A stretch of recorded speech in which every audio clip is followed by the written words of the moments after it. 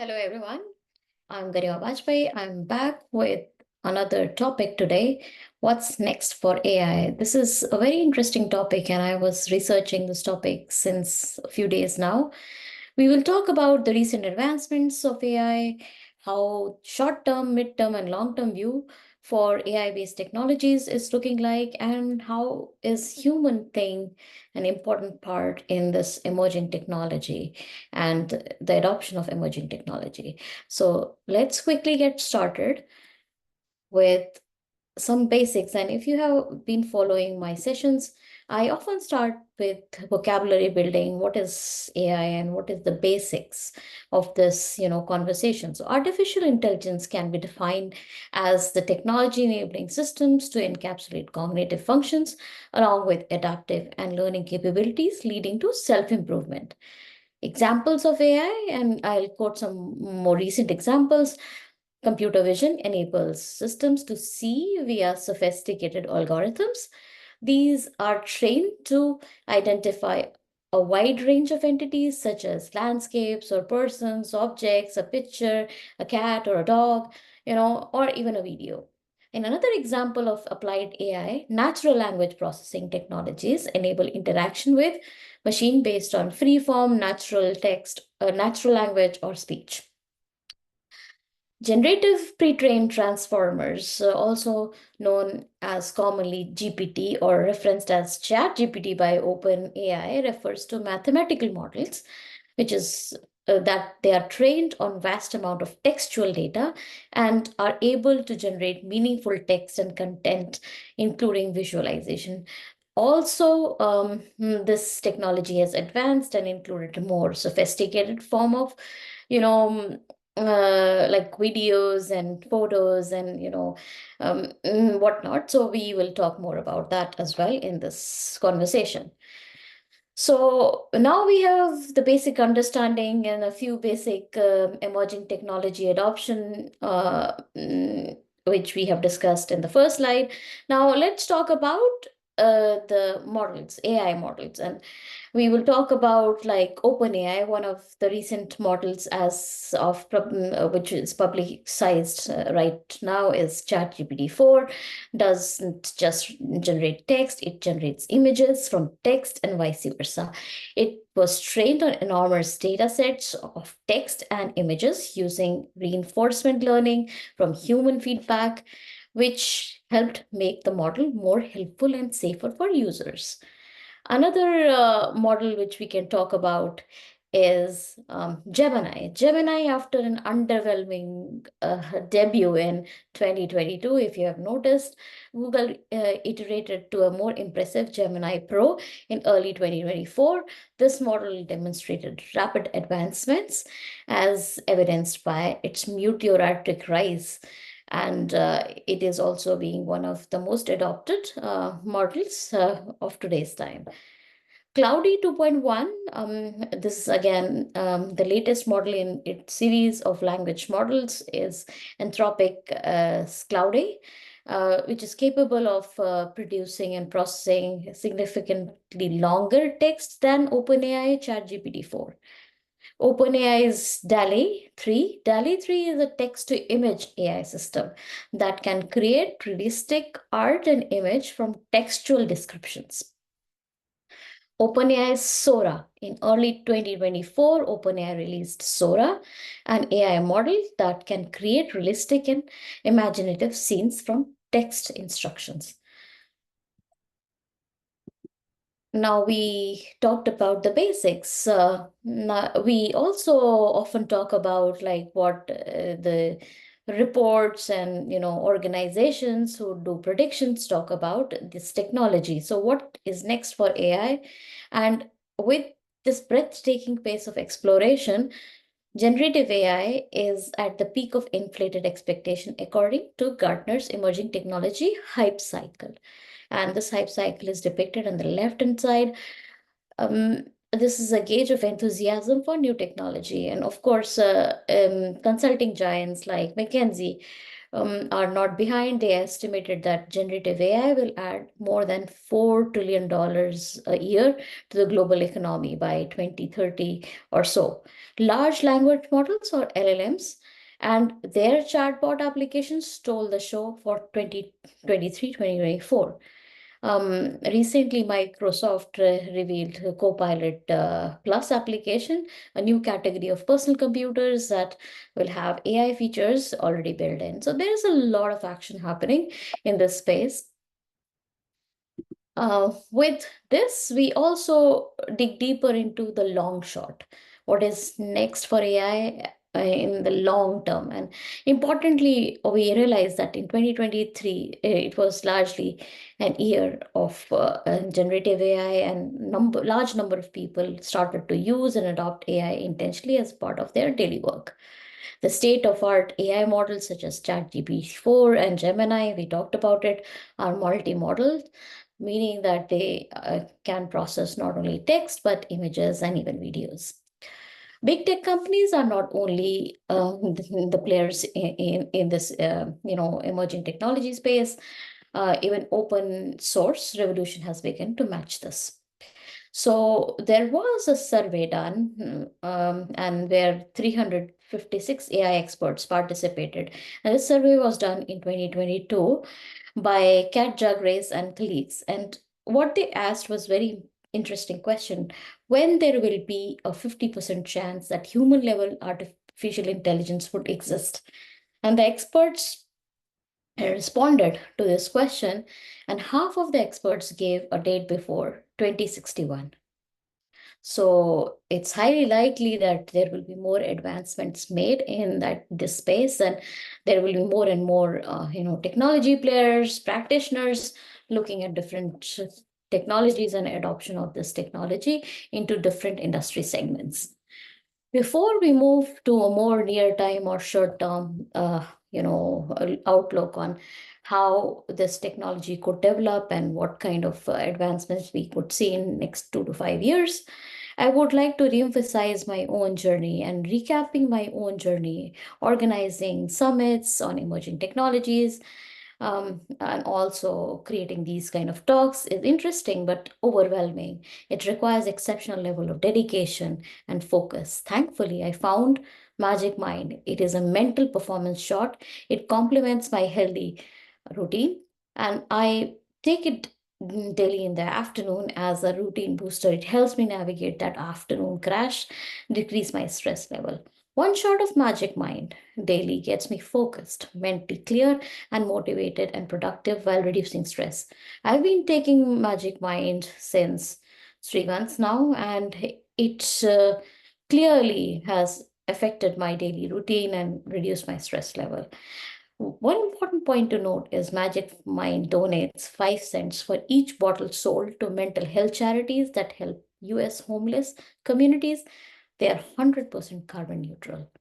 They can be shipped internationally over 65 countries. And we have a good news today.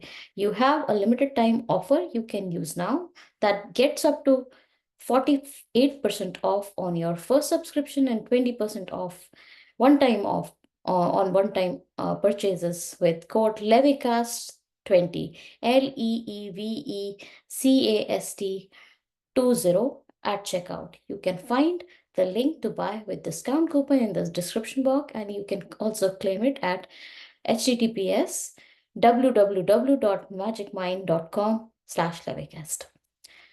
So with that, I think we get back to the topic, and we will talk more about like what we could see in more midterm, like how this technology, AI technology, would shape up in the next 2 to 5 years.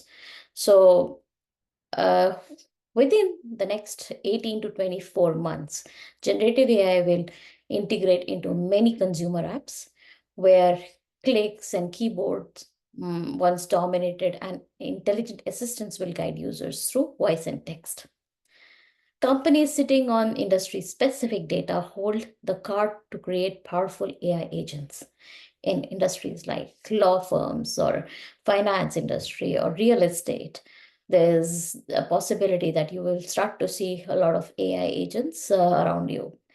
The next 18 to 24 months will also see the development of assistive technology tailored to various professions like GitHub's Copilot, but designed for financial analysts or commercial real estate developers, and so on and so forth.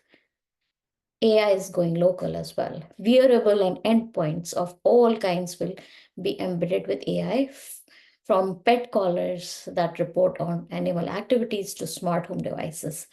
And this is also partially sourced from a report, futuretodayinstitute.com. So, what essentially it means for practitioners, how the practitioners should take it. So, obviously, commoditization of general purpose models like LLMs are becoming widely accessible and integral part of app development. So obviously practitioners should follow, the learning curve, the skilling curve with these LLMs and how to use these general purpose models. Adoption of natural language interface. This is very important. This shift will enable more intuitive interactions with computers using everyday language. You must have seen like more GUI or graphical user interface, but now it's time that it will be more human like intuitive interactions. Consolidation in 2024 is on the cards. Consolidation will persist this year, building on moves like Microsoft's 2023 increased investment in OpenAI.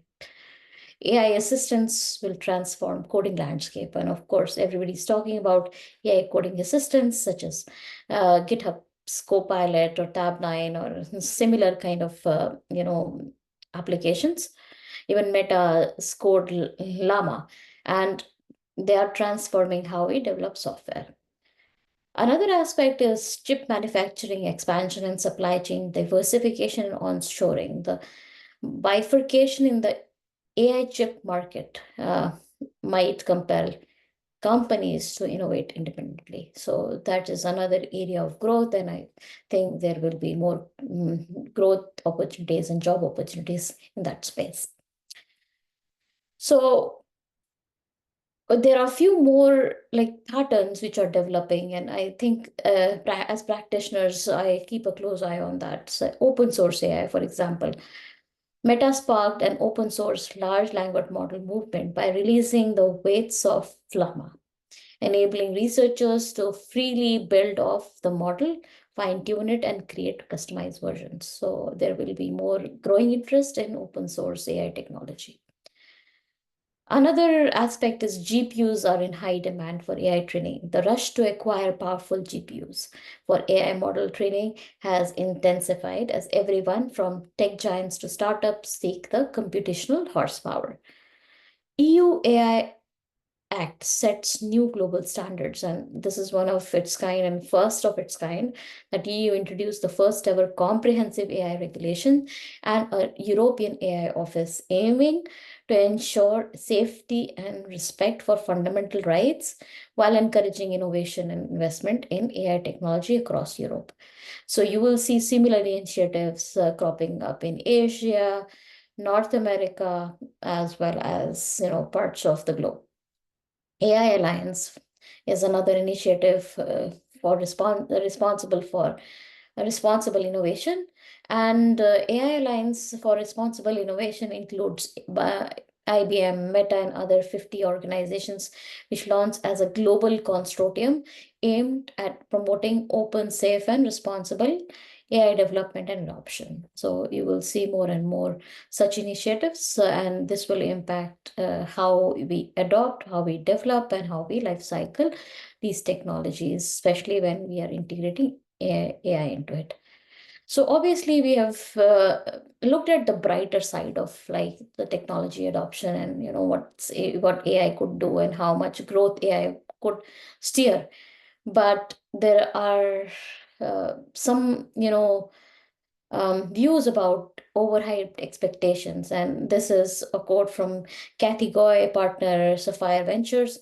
Due to overhyped expectation and free-flowing AI budgets in 2023, we see a significant churn among AI companies in 2024 as companies pull back on AI experimental budgets. Many companies will see growth stall and cash burn increase as they figure out business models, including pricing, deep product market fit use cases. The companies that will continue to grow and thrive will figure out measurable return of investment cases and deeply embed into existing workflows.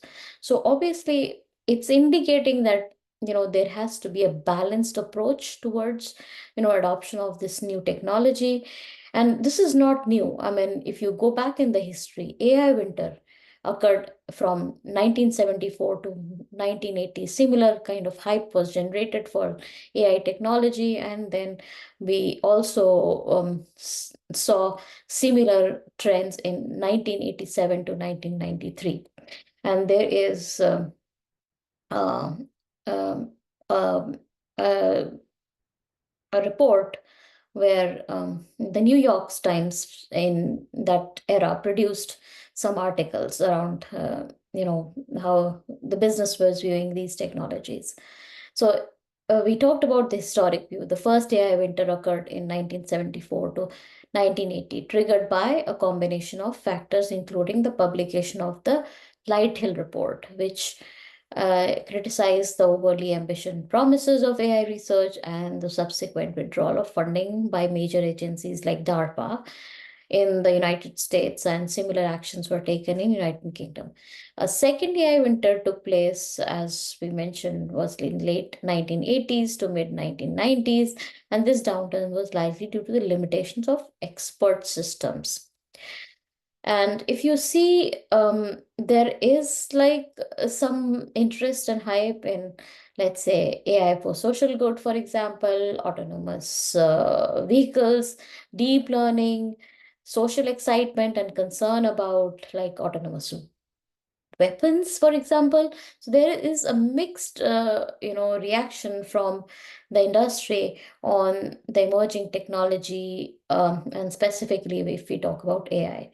So obviously, we would be having a balanced approach, and we have to navigate this path very cautiously, looking at like the pros and cons, and also building some return of investment on use cases, ensuring that we develop technology responsibly, and ensure that we also are abiding by the privacy laws, the Data Act, and similar kind of regulatory requirements and compliance requirements. But moving forward, there are some more like areas of consideration. One of them would be whether to use open source or proprietary. And proprietary LLMs from major tech companies provide easy implementation, leading edge features. However, they lack transparency into how they work, and to a certain extent, and have limited ability to customize them. So proprietary large language models cost millions of dollars to develop, which means high quality capabilities are concentrated within wealthy tech giants.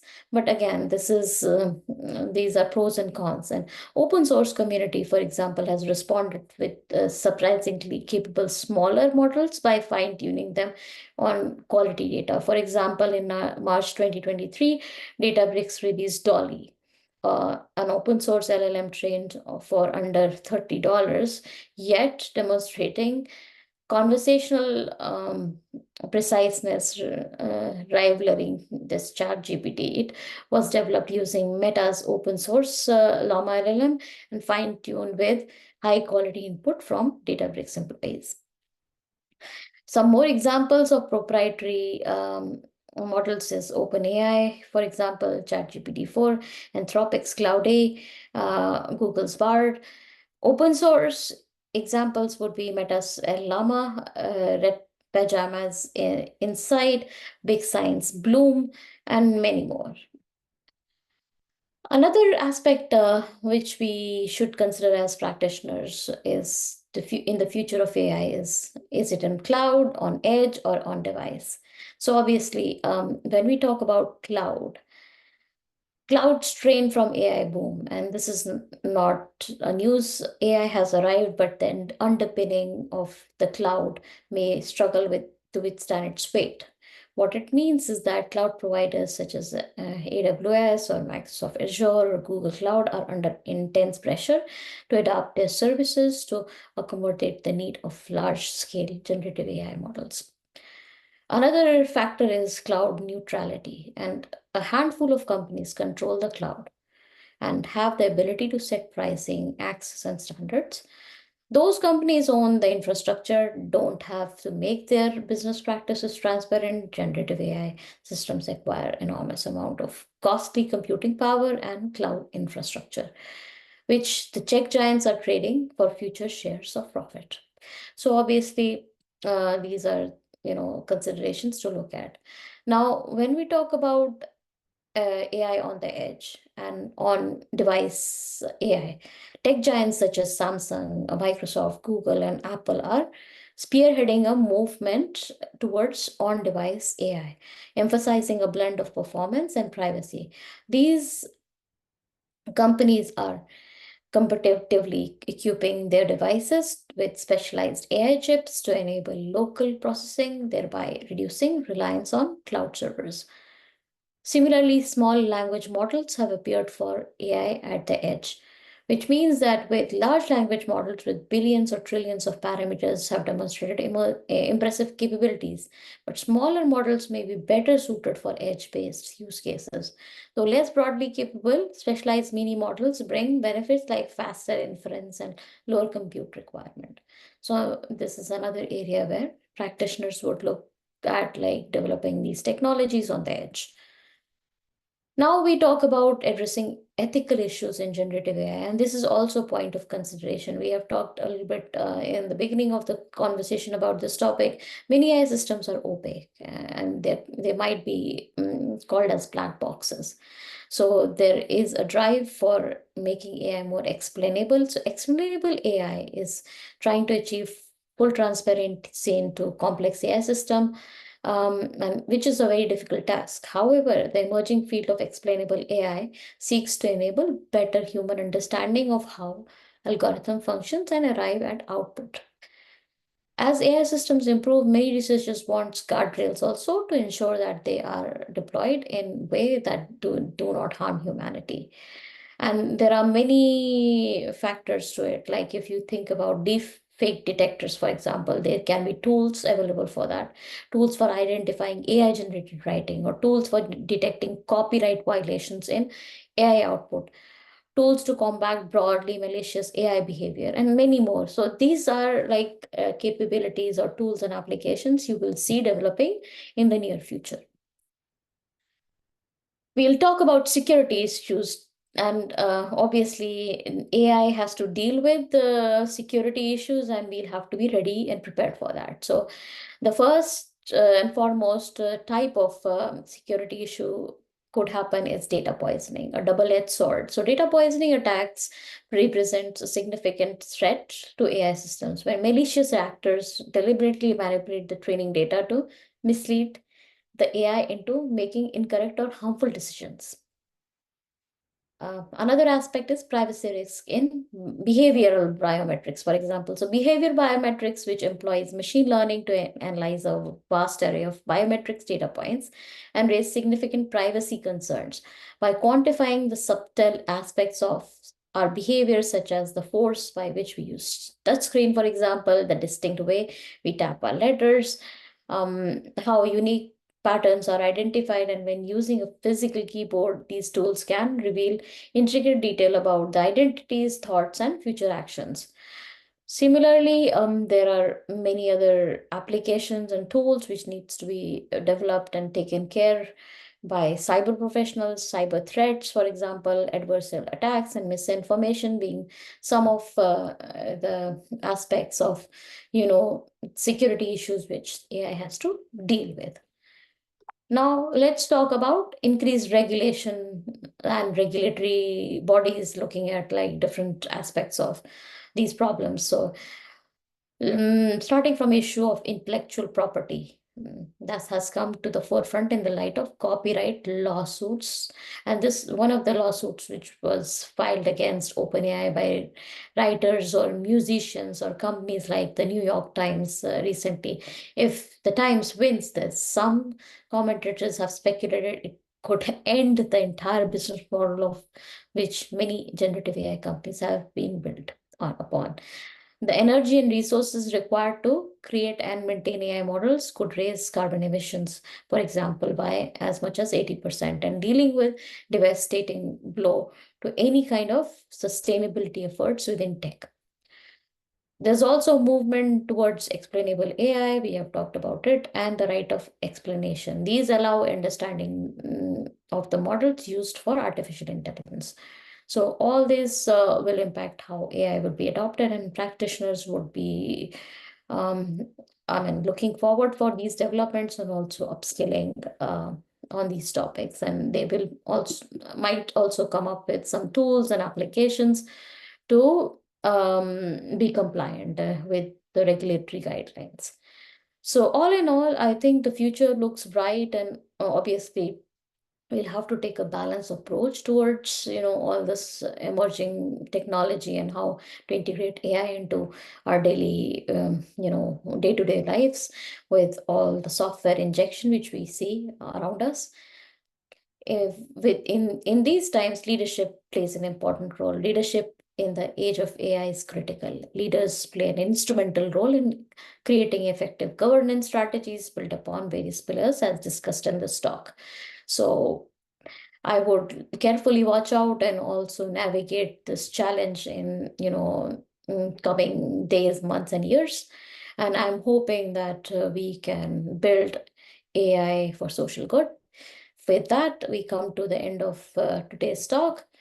I would like to remind you about Magic Mind, the mental performance chart, which complements my healthy daily routine. And you have an offer today.